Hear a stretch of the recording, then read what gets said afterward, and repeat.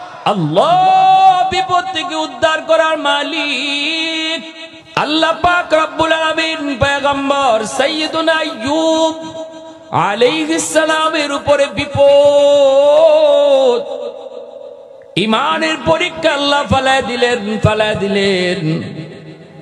প্রথমে আল্লাহ পাক রব্বুল আলামিন সম্পদ যা ছিল, ধন দৌলত যা ছিল, এগুলা আল্লাহ একে একে নিতে লাগলেন। আজ অমুক জায়গায় সর্বনাশ হয়ে গেছে, পরের দিন অমুক জায়গায় সর্বনাশ হয়ে গেছে, আজকে অমুক ফ্যাক্টরিতে আগুন, পরের দিন অমুক জায়গায় আগুন।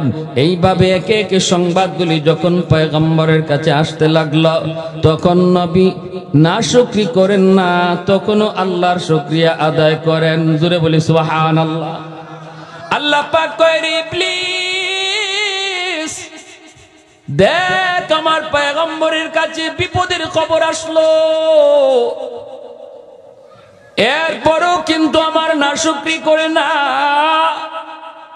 আমি আল্লাহর শুকরিয়া আদায় করে দেখ। ইবলিস কয়, সম্পদ তো নিয়ে গেছো ভালো কথা, তারে তো গরিব বানাইছো ভালো কথা, কিন্তু তার ভয় নাই। কেন তোমারে ডাকে জানোনি? কারণ সম্পদ গেছে, আবার সম্পদ যোগাবে। কারণ হলো তার 6টা জোয়ান ছেলে আছে। এই 6টা জোয়ান ছেলে থাকলে বাবার আবার ভয় কিসের? দেখেন ইবলিসে কি করে। ছেলে আছে জোয়ান 6টা, সম্পদ গেছে আবার জোরাবে। গরিবী হালত পয়গম্বর আল্লাহর শুকরিয়া আদায় করে। ইবলিসে কয় না, ছেলে আছে বিদায় তোমারে ডাকে, ছেলেগুলারে তুমি নিয়ে যাও, দেখবা তোমার নাম ভুলে যাবে। নাউজুবিল্লাহ। জোরে কোন, আর একটু জোরে বলেন নাউজুবিল্লাহ। গরিবী হালতে যে মানুষ আল্লাহকে ডাকে, আল্লাহ ওই গরিবরে বড় পছন্দ করে। গরিবী হালতে যে মানুষ নামাজ পড়ে, আল্লাহকে ডাকে, ভয় করে, এই মানুষটা ধনী চেয়ে আল্লাহর কাছে অনেক দামি। ধনী মানুষটা যদি জান্নাতেও যায়, গরিবকে আল্লাহ পাক ধনীর 500 বছর আগে জান্নাত দিবে। ইন্নামাল ফুকারা ইয়াদখুলুনাল জান্নাতা ক্বাবলাল আগনিয়া বি500 সানা। এজন্যই মায়ার নবী আল্লাহর কাছে দোয়া করেন, আল্লাহুম্মা আহইনি মিসকিনা ওয়া আমিতনি মিসকিনা ওয়াহশুরনি ফি জুমরাতিল মাসাকিন। আল্লাহ তুমি আমাকে দুনিয়াতে গরিবী হালতে রাখো, আল্লাহ আমাকে গরিবী হালতে মরণ দিও, আল্লাহ হাসরের মাঠেও আমি নবীরে গরিবদের সাথে উঠাইও। আর একটু আস্তে কোন সুবহানাল্লাহ। মায়ার নবী দয়ার নবী কেমন দোয়া করছেন চিন্তা করেন। ধনীরও আল্লাহ পরীক্ষায় ফেলায় ধন দিয়া, গরিবরে আল্লাহ পরীক্ষায় ফেলায় অভাব দিয়া। ধনীর পরীক্ষা গরিবের চেয়ে কঠিন।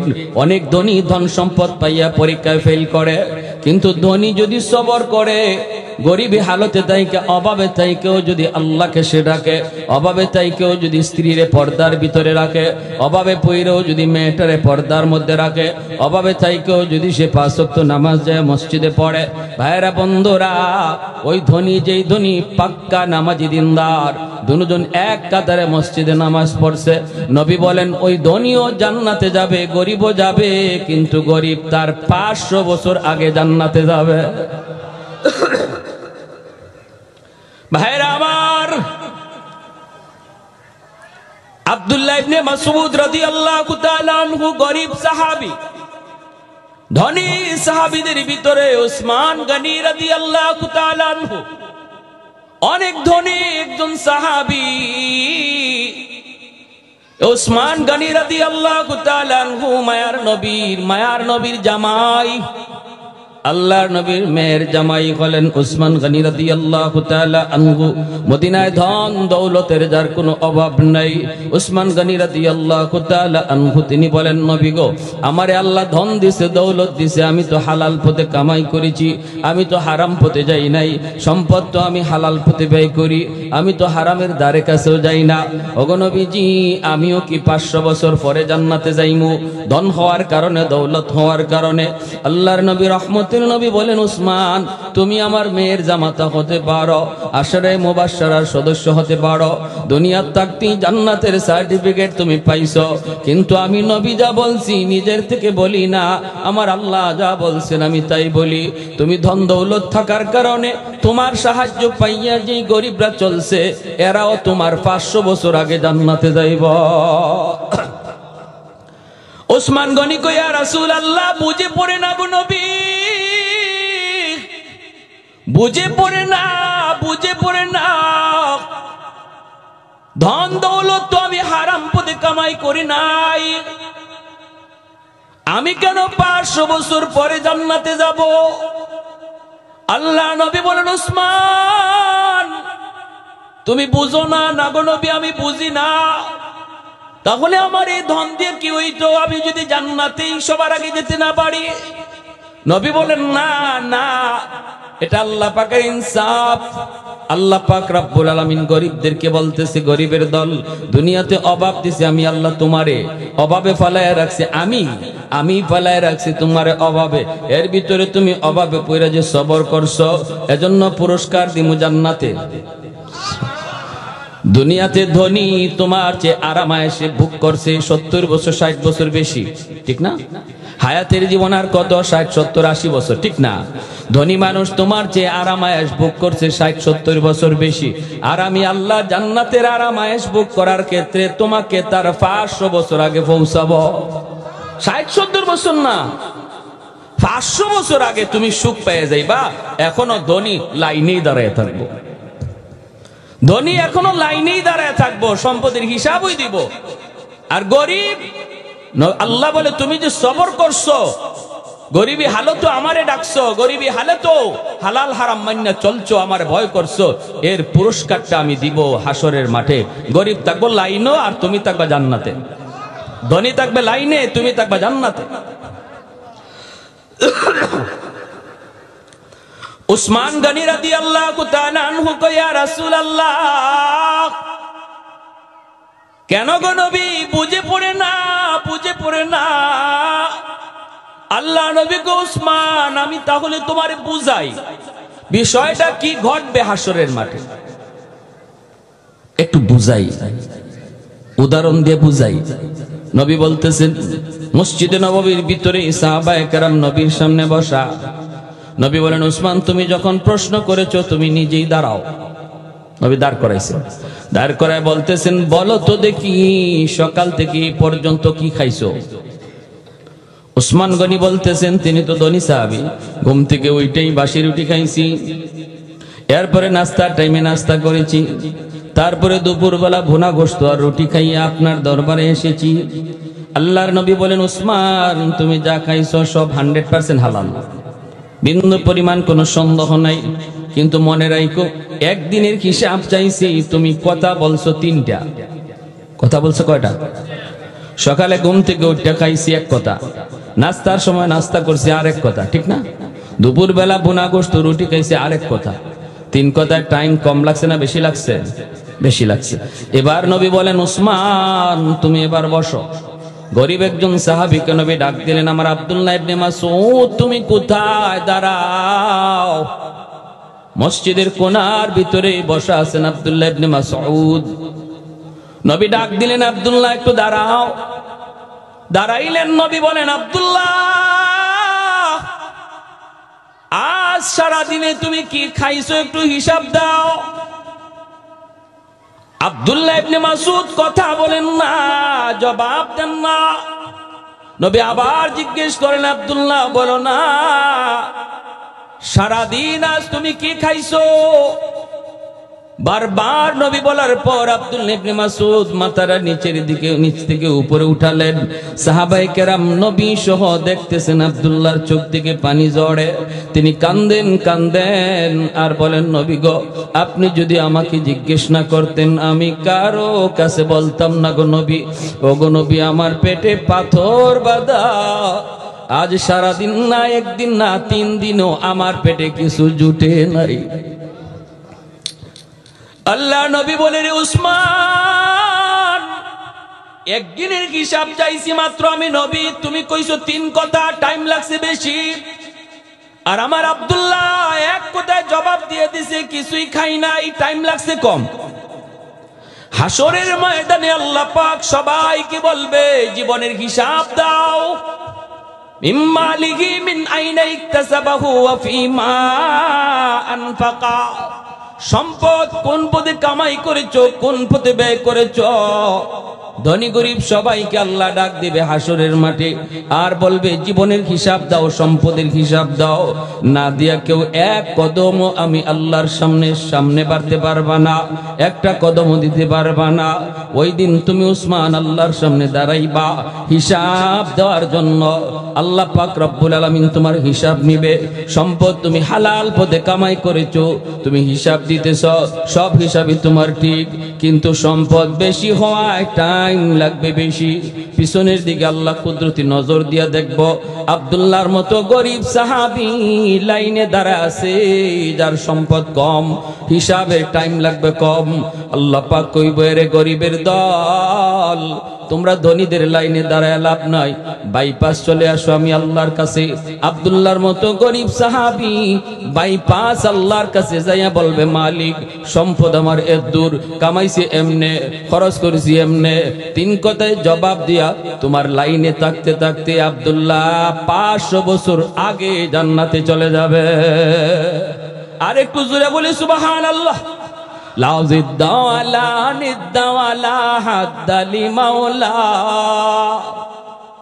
লা জিদ্দা ওয়ালা নিদ্দা ওয়ালা হাদ্দা লিমাওলা, আল আনা কামা কানা ওয়ালাম ইয়ালকা জাওয়ালা, আল আনা কামা কানা ওয়ালাম ইয়ালকা জাওয়ালা, লা মিসলা ওয়ালা সাওয়ারা মিসলাম ওয়া নাযীরা, من قال سوى ذلك قد قال محالا، من قال سوى ذلك قد قال محالا، لا ولد ولا والد لا عم وخالا، لا شبه ولا مثل ولا كفو لمولا، لا شبه ولا مثل ولا كفو لمولا। জোরে বলি আল্লাহু আকবার। আর একটু জোরে বলি আল্লাহু আকবার। এজন্যই আমার মা বোনেরা খেয়াল করে শুনো, স্বামী গরিব, ফ্যামিলিটাও তোমার গরিব, না শুকরি করো না। তুমি যদি পর্দার ভিতরে থাকো গো আল্লাহর বান্দি, আর নামাজটা ঠিক মতো পড়ো, কোরআন তেলাওয়াত করো, আল্লাহকে ডাকো, আল্লাহ পাক রব্বুল আলামিন তিনি মুনসিফ, আল্লাহ ইনসাফ করে, ঠিক কিনা জোরে বলেন। আল্লাহ কেমন ইনসাফ করা করছে দেখেন। আল্লাহ কয়, বান্দা ও আমার বান্দি, দুনিয়াতে কষ্ট করছো 60 বছর 70 বছর, ধনীর চেয়ে তুমি কম আরাম করছো, ধনী তোমার চেয়ে আরাম করছে 60 বছর 80 বছর বেশি, কিন্তু আমি আল্লাহ পরকালের ময়দানে শান্তি পাওয়ার জায়গায় প্রতিযোগিতায়, জান্নাতে যাওয়ার প্রতিযোগিতায় তোমাকে 1-2 বছর নয়, ধনীর 60 বছর আর 70 বছর আগে নয়, 500 বছর আগে জান্নাত দিব। তাহলে আল্লাহ পাকের ইনসাফ ঠিক আছে না নাই? এখন আমরা সবর করলে অসুবিধা আছে? এমনি এমনি যে কুরমা পোলাও খায় তারও রাত যায় দিন যায়, যে শাক খায় তারও রাত যায় দিন যায়, ঠিক কিনা? বরং আমরা দেখি যারা বেশি বেশি গুস খায় আর কুরমা পোলাও খায় আর তেহারি খায়, এরা আগে মরে। গরিবে যে শাক শুটকি খায়, আল্লাহ এদের হায়াত বাড়াইয়া দেয়। গ্রামের মানুষ হাই হাই হাই হাই গিয়া দেখেন একদম লিতুর, চলতে পারে না, এখনো হাওরে যায়। এই বছর এত বছর বয়সে শহরের কোনো মানুষ ঘর থেকে বাইরিতে পারে না, এর আগেই সব শেষ, হাসপাতালে ভর্তি হইতে হয়, সব নাই। এজন্য কেউ নাশুকরি করবেন না। ইবলিসে কয়, আল্লাহ তোমার নবী সাইয়্যিদুনা আইয়ুব খুব সুখে রাখছো তো, এজন্য তোমারে ডাকে, বিপদে ফেলাও দেখবা তোমার নামই বলে দিব। আল্লাহ পাক বিপদ প্রথম দিল, ধন দৌলত গুলি আল্লাহ কেড়ে নিল, এরপরও নবী আল্লাহর শুকরিয়া আদায় করে। আল্লাহকে ইবলিস দেখ দেখ না আমার আইয়ুব এখনো আমি আল্লাহর শুকরিয়া আদায় করে, কয় 6টা পোলা আছে, এজন্য তোমারে ডাকে, পোলাগুলি নিয়ে দেখো দেখবা তোমার নাম ভুলে গেছে। আল্লাহ কয় তাহলে দেখ, একদিনে 6 জনের মৃত্যু।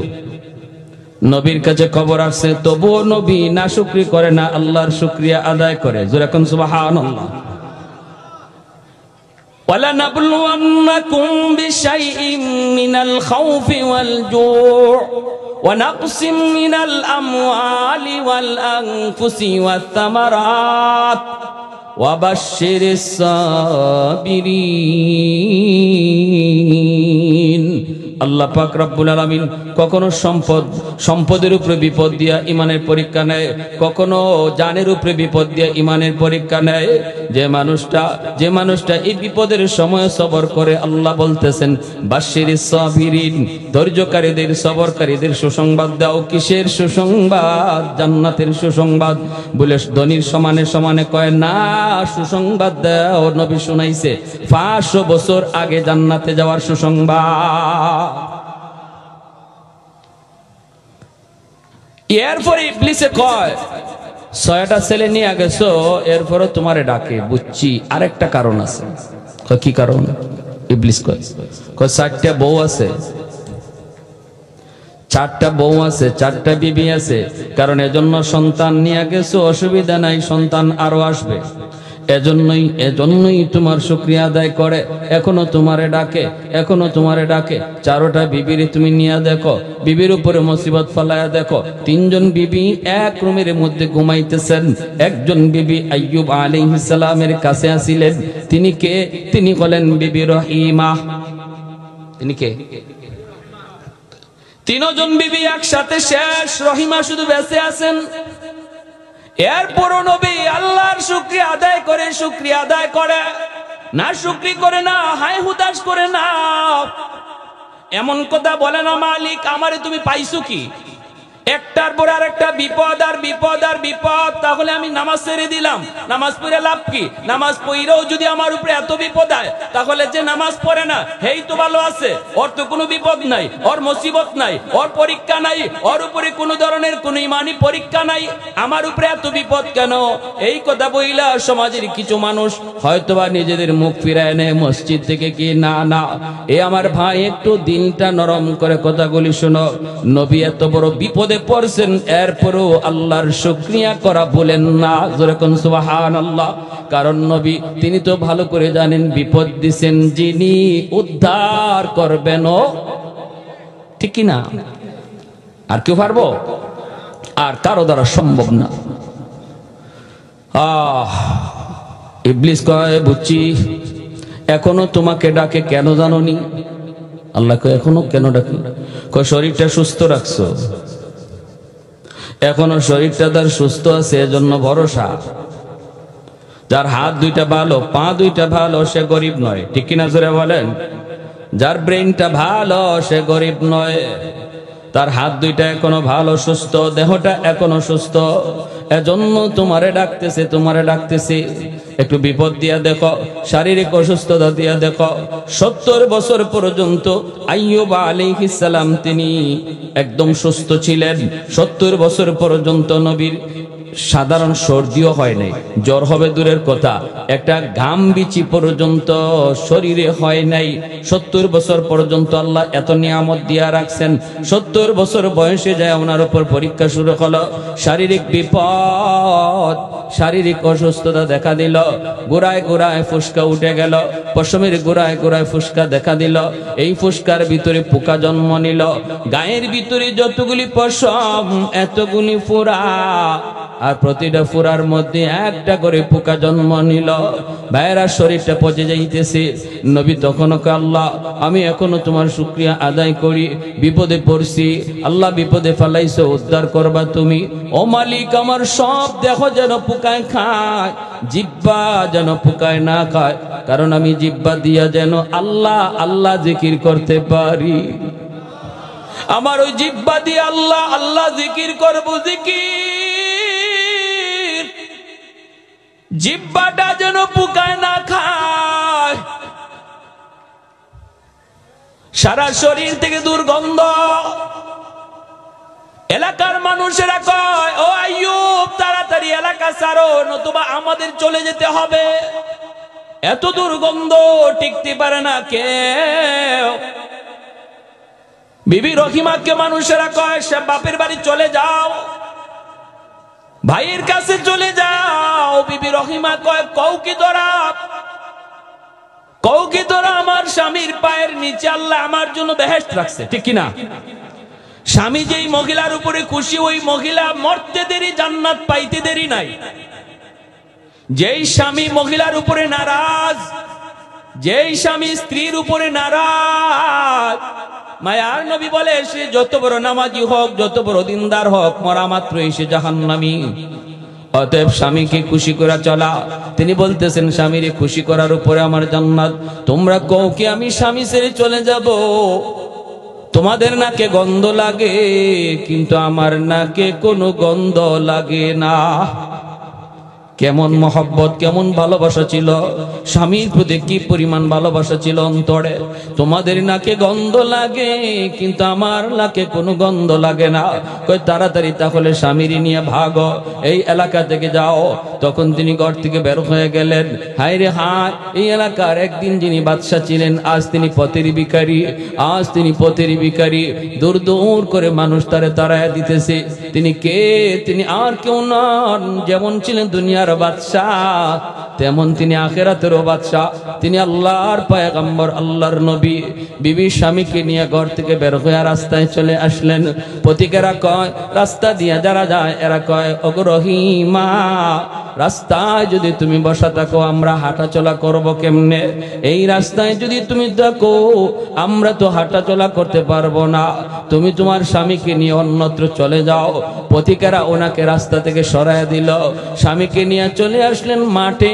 মাঠে আসা মাত্রই এলাকার কৃষকেরা যারা মাঠে কাম করে এরা ঈশা ধরছে, কয় রহিমা, মাঠে যদি তুমি স্বামীর নিয়ে থাকো আমরা মাঠে কোনো কাম কাজ করতে পারবো না, এত দুর্গন্ধ, মাঠ ছেড়ে তুমি অন্যত্র চলে যাও। আল্লাহর বান্দি স্বামীকে লইয়া তিনি জঙ্গলের দিকে রওনা দিলেন। জঙ্গলের দিকে, জঙ্গলের কাছে এসে দেখেন একটা ডাস্টবিন। এখানে সবাই গ্রামের ময়লাগুলি ফেলায়। এই ডাস্টবিনের কারণে এর পাশ দিয়ে কেউ যায় না, কেউ কোনো ডিস্টার্ব করে না। স্বামীকে নিয়ে ডাস্টবিনের পাশেই তিনি থাকার সিদ্ধান্ত নিলেন।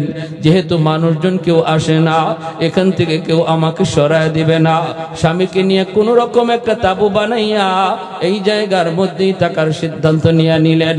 আর স্বামীর খেদমত করেন, স্বামীর খেদমত করেন। ভাইরা বন্ধুরা, গ্রামে সকালবেলা তিনি চলে যান। গ্রামে যাইয়া, সকালবেলা যাইয়া, গ্রামে যাইয়া তিনি মানুষের বাড়িতে কাম করেন। বিনিময়ে কিছু খাবার সংগ্রহ করেন, হালুয়া। ওই হালুয়াটা নিজের হাতে খাওয়ান না, চামচ দেওয়া খাওয়ান না। তিনি চামচ দিয়া খাওয়াইতে গেলে মুখটা তো পচে গেছে, দাঁতের জামিটা পর্যন্ত পচে গেছে, দুর্গন্ধ। চামচ যদি লাগান নবী ব্যথা পায়, ব্যথা পায়, এজন্য তিনি চামচ লাগাইতে পারেন না। হালুয়া কাবাবে খাওয়াবেন নিজের হাত দিয়া। আঙ্গুলটা যদি লাগে, নিজের নখটা যদি লাগে, আইয়ুব পয়গম্বর তিনি উফ কইয়া চিৎকার করে উঠেন। এজন্য বিবি রহিমা তখন নিজের জিহ্বাটারে চামচ বানায় নিলেন। জিহ্বার মধ্যে হালুয়া উঠাইয়া এই জিহ্বাটা স্বামীর মুখের ভিতরে ঢুকায় দেয়। একটু জোরে কন্যা সুবহানাল্লাহ। এই আমার এলাকার মা বোনেরা খেয়াল করে শোনো গো আল্লাহর বান্দি, দিলটা একটু নরম করে কথাগুলি শোনো। কি পরিমাণ স্বামীর প্রতি ভক্তি ছিল, কি পরিমাণ স্বামীর প্রতি ভালোবাসা ছিল, কি পরিমাণ মহব্বত। নিজের জিহ্বাটারে স্বামীর মুখের ভিতরে ঢুকায়া তিনি চামচ বানাইছেন, যেন নবী ব্যথা না পায়, আহ ও শব্দ যেন করতে না হয়। এইভাবে তিনি খাওয়ান, এইভাবেই খাওয়ান। আমার ভাইরা বন্ধুরা, একদিন জিহ্বাটা ঢুকাইছেন আর একটা পোকায় ওনার জিহ্বার মধ্যে কামড় মারছে। জিহ্বার মাঝে যেই মাত্র কামড় দিল, সাথে সাথে বিবি রহিমা চিৎকার দিয়া যন্ত্রণায় বেহুশ হয়ে গেলেন, মাটিতে পড়ে গেলেন। এরপরে একটু পরে হুঁশ ফিরলে পরে তিনি কান্দেন আর বলেন, স্বামী গো, একটা পোকার কামড় আমি সইতে পারলাম না, একটা পোকার কামড় আমি সইতে পারলাম না। আজ এতটা বৎসর, 13টা বৎসর হয়ে গেল, কেমন করে আপনি এতগুলি পোকার কামড় সইতেছেন, কেমন করে সইতেছেন একটু আল্লাহর কাছে বলুন, আল্লাহ যেন আপনাকে সুস্থ করে দেয়। নবী তখন কয়, রহিমা তুমি মনে হয় অধৈর্য হয়ে গেছ, তুমি মনে হয় অধৈর্য হয়ে গেছ। আমি আমার মালিকের কাছে এমন দোয়া করতে পারি না, পারি না, পারি না। কারণ হলো 70 বছর আল্লাহ আমারে সুস্থ রাখছে, অসুস্থ বানাইছে মাত্র 13 বছর, এখনো 70 বছর হয় নাই। আল্লাহ যদি আমার জিগায়, আইয়ুব 70টা বছর আমি আল্লাহ সুস্থ রাখলাম, বিন্দু পরিমাণ কোন অসুস্থতা দেই নাই, আর এখন অসুস্থ অবস্থা মাত্র 13 বছর গেল, 70 বছরের সমানে সমানে হয় নাই, এখনই বুঝি তুমি অধৈর্য হয়ে গেছো। আমি কি জবাব দিব গো রহিমা? অতএব তুমি আমাকে এমন দোয়া করতে বইল না, আমার মালিক সব তিনি দেখতেছেন, দেখতেছেন। তোমার যদি কষ্ট লাগে চলে যাও, আমার আরো 3 জন বিবি ছিল, তুমি যদি ওদের সাথে রাতে ঘুমাইতা তাহলে তুমিও তো মারা যাইতা। তুমি চলে যেতে পারো, তবু এমন দোয়া আমি করতে পারবো না। বিবি রহিমা জাবরায় আসামিকে বুকে জড়ায় কান্দে আর কই, স্বামী গো ভুল হয়ে গেছে, মাফ করে দেন, আমি এমন ভুল হয়ে গেছে, আমি ভুল করে ফেলেছি, আর এমন কথা বলবো না, আর এমন কথা বলবো না। মানুষের বাড়িতে যায় তিনি কাম করেন, একদিন তিনি কাম করতে করতে কাম খুঁজতে খুঁজতে কোনো কাজ পান না, কেউ ওনাকে কাজ দেয় না। স্বামীর জন্য খাবার কেমন করে সংগ্রহ করবেন? একজন ইহুদি মহিলার বাড়িতে গেলেন, যাইয়া মহিলাকে ডাক দিয়া বলতেছেন, চাচি কিছু দিবানি? মহিলা কয়, আমি ফাও ফাও মাগনা দেই না, আমাকে বিনিময় দিতে হয়। বিবি রহিমা কয়, ও চাচি কি দিব? কিছুই তো নাই, কিছুই তো আমার কাছে নাই। আমার একটা অসুস্থ স্বামী, অসুস্থ স্বামী জঙ্গলে পড়ে আছে, তারে খাওয়ানোর জন্য একটু কিছু চাই। মহিলায় কয়, না না, বদলা দেওয়ার মতো যদি কিছু থাকে দাও, নতবা আমি দিব না। আল্লাহর বান্দে তিনি বলেন, আমার একটু কাম দাও। মহিলায় কয়, আমার ঘরে কোনো কাম লাগবে না, টাকা লাগবে, টাকা পয়সা লাগবে। বিবি রহিমা কয়, পয়সা তো নাই, তাহলে দিব কেমনে? এমনি ইহুদি মহিলা কয়, তোমার চুলটা অনেক লম্বা, তোমার চুলটা অনেক লম্বা, আমাকে কিছু চুল কাইটা দেয়া দাও, তাহলে আমি তোমাকে কিছু দেব। বিবি রহিমা কান্দে আর কই, না গো চাচি, চুল নিও না, আমার লম্বা চুলটারে আমার স্বামী লাঠি বানাইছেন, লাঠি। যখনই তিনি এই বসা থেকে মাটিতে শোয়া থেকে উঠতে চান হাজত সারার জন্য, আমার চুলে টান দিয়া আমার স্বামী তিনি দাঁড়ান। জোরে কোন সুবহান। লম্বা চুলটা যদি কেটে দেয় আমার স্বামী দাঁড়াবে কেমন করে? দাঁড়াবে কেমন করে? মহিলায় কয়, তাহলে দেওয়ার কিছুই নাই, যাও তুমি বিদায় হও। এক পর্যায়ে তিনি স্বামীর কথা ভেবে কিছু চুল দিয়া দিলেন, নাও কিছু চুল নিয়ে যাও, তবু আমার স্বামীর এখানে খাওয়াইতে হবে। আমার স্বামী জানতেন কোন স্বামী নন, ইনি আল্লাহর পয়গম্বর। মহিলায় কয়েক চুল দাও, চুল দিয়ে দিলেন। এইদিকে ইবলিস এটারে সুযোগ পেয়ে গেছে। ইবলিস আইয়ুব আলাইহিস সালামের কাছে মানুষের সুরত ধরে আইসা কয়, ও আইয়ুব, তোমার বিবি তোমার স্ত্রী রহিমা তোমার জন্য খানা আনে, কেমনে তুমি জানো নি? বলে কেমনে? কয় চুরি করে আনে, মানুষের বাড়িতে চুরি কইরা তোমার জন্য খানার ব্যবস্থা করে। আইয়ুব নবী কয়, কও কি তুমি? তুমি কেডা? কয় আমি গ্রামেরই একজন মানুষ। ইবলিস কয়, আমি গ্রামেরই মানুষ। আইয়ুব নবী বলে, আমার বিশ্বাস হয় না আমার স্ত্রী এমন কাজ করবে না, চুরি কইরা এনে আমাকে খাওয়াবে না। শয়তান ইবলিস কয়, যদি বিশ্বাস না হয় আসার পরে চুল দেখো। আজকে এক বাড়িতে চুরি করতে গেছিল, তারে দইরা চুল কাইটা দিছে। নাউজুবিল্লাহ। ইবলিস সত্য বলছে না মিথ্যা বলছে? আর একটু জোরে কোন সত্য না মিথ্যা? আইয়ুব আলাইহিস সালাম চিন্তায় পড়ে গেলেন, চিন্তায় পড়ে গেলেন, টেনশনে পড়ে গেলেন, আর কান্দেন, ও মালিক, আমি তো এমন খানা চাই না যেই খানা হারাম পন্থায় আনা হয়। ভালো করে শুনবেন মা বোনেরা, আপনারাও খেয়াল করে শুনেন, যেই ঘরে হারাম ঢুকে এই ঘরে আরাম থাকে না। আওয়াজ আসতে কেন? যেই ঘরে হারাম ঢুকে এই ঘরে আরাম থাকে না, স্বামী স্ত্রীর ভিতরে ভালোবাসা থাকে না, ভাই ভাইয়ে দ্বন্দ্ব থাকে, বাপ বেটার মধ্যে মিল হয় না, কারণ হারামের এটা বদ আসর। যে মানুষটা সুদ খায়, যে মানুষটা গান গায়, যে মানুষটা আরেকজনের টাকা জোর করে নিয়ে আসে, এরকম ভাবে অবৈধ পন্থায় যে টাকা কামাই করে, অবৈধ পন্থায় যে টাকা কামাই করে, সংসার লালন পালন করে, এই সন্তান কোনোদিন মা ভক্ত হয় না, বাবা ভক্ত হয় না, বড় হওয়ার পর বাবার সাথে বেয়াদবি করে, মার সাথে বেয়াদবি করে, এটা হারামের বদ আসর। যেই সন্তান আপনি পালতেছেন রক্ত পানি কইরা, ঘুষের টাকা আইনা, সুদের টাকা আইনা, যেই সন্তান আপনি পালতেছেন এই সন্তানই আপনার কাল হয়ে দাঁড়াবে, এই সন্তানই আপনার দুশ্মন হয়ে দাঁড়াবে, কারণ এটা হারামের বদ আসর, হারামের বদ আসর। এজন্য ভাইরা সাবধান, হারাম টাকা ঘরে ঢুকাবেন না। হারাম টাকা যে ঘরে ঢুকায় সমস্ত হিসাব আল্লাহ তার কাছ থেকে নেয়। হারাম টাকা ঘরে যে ঢুকায়